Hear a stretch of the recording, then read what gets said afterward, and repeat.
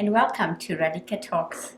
Today, we are very honored to have a really inspirational young lady join us. Her name is Tunusha Naidu, and she's a woman who sees beyond her challenges. Tunusha Naidu, welcome to Radhika Talks. Hi Radhika, it's wonderful to be here today. Now, you've been identified as a very inspirational woman. You have a challenge, and yet you've overcome that challenge to become an exceptional young lady. Tell us a little bit about the challenge you faced. So the challenge that I face is that when I was about 9 months old, I was diagnosed with an eye condition which would be irreparable. So basically my vision is extremely limited in that I only have light perception. And what do you think that challenge has led you to do? So I think that challenge has helped me to open my inner eye and teach me what vision really means. Vision doesn't mean what you see with your eyes, but it's what you see with your heart. So I think this inability has helped me to restore that inner vision. Awesome. And you've been very instrumental in furthering the objectives and aims of other challenged people. Take us through a little bit about that aspect of your life. So, many differently able people may not be as vociferous as I am. I go out there and I talk. So, I like to assist others to teach them that they really can overcome these challenges and the sky is the limit and anything is possible. I'm told as recent as last year, you started Able Consulting. Tell us a little bit more about that business. Able Consulting is a brainchild. It is really close to my heart, which I established drawing from experiences that I've had with challenges that differently able people have. So ABLE actually is an acronym for Ability Beyond Life's Expectations. And that is the message that I want to put out there, that people with challenges really do have abilities beyond life's expectations and beyond society's expectations. Now tell me a little bit about your challenge while at university, because I understand it must not have been an easy road for you compared to other students doing what you're doing. Well, the main challenges is firstly, lecturers tend to be apprehensive in admitting you to take on their course because they're not sure on how to deal with your challenge. Secondly, the format of our notes. The students who are sighted would get their modules as soon as term begins, but we have to wait for the format to be scanned and given to us on an electronic format or on an audio recorded format, which tends to delay and take up a lot of time, so we receive notes way into the term, as opposed to the others would. It's a real disadvantage because you're getting your notes well after the other students, and that puts you in a difficult position exam times. But I must say, I'm very impressed because you've managed to secure 2 linguistic degrees. Well done. You go to lectures and you pay attention, and it doesn't matter when you get the notes.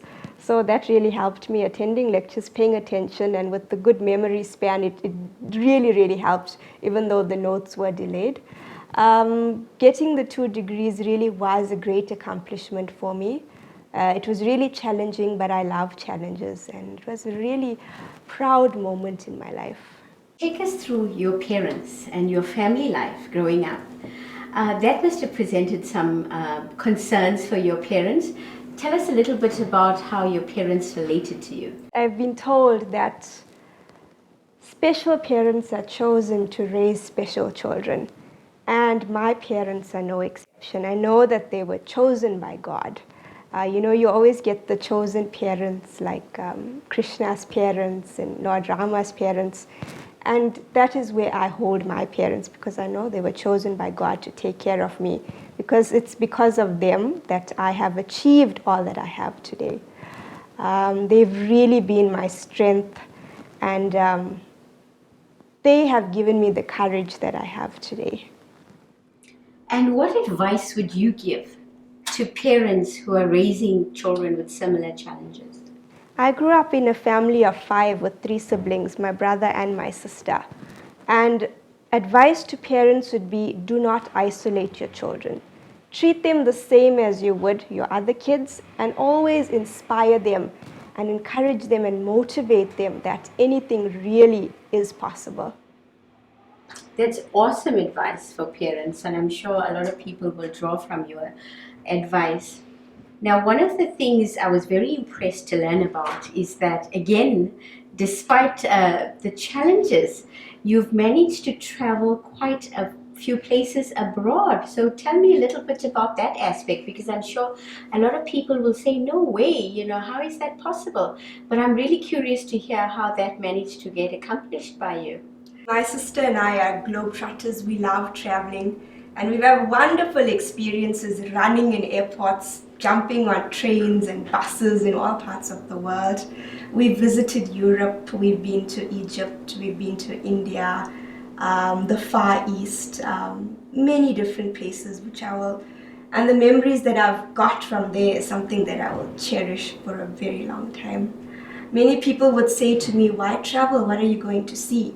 But it's not about what you see, it's about the experiences, the sounds that you get, and the smells that you get from the places that you visit.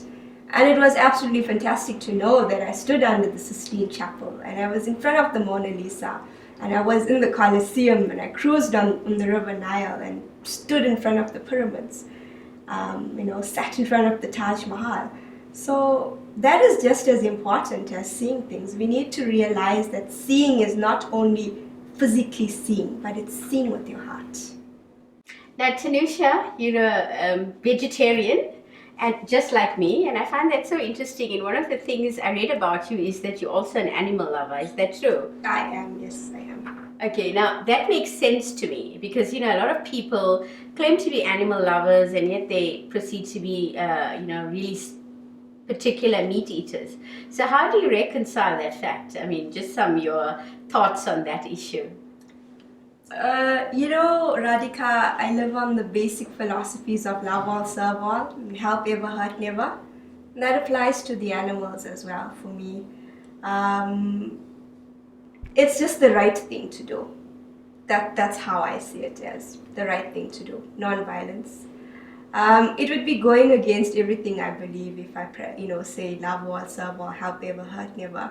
Non-violence, ahimsa, it's such an important quality, such an important value that even Mahatma Gandhi promoted. So that's a philosophy that I live by, non-violence, and that includes saving our animals as well. I agree wholeheartedly and I'm a firm believer is, what you put out there is going to come back to you tenfold. Now, one of the reasons you started Able Consulting was you had a strong desire to get more challenged people into the workforce. Tell us a little bit about that objective. It's basically become mandatory now that 2% of workforces should be persons with who are differently abled. Now that is a way of ensuring that companies employ persons with disabilities because they are able, just like I am. So what I intend doing with Able is assisting companies, to be the go-between between the differently abled employee and the employer.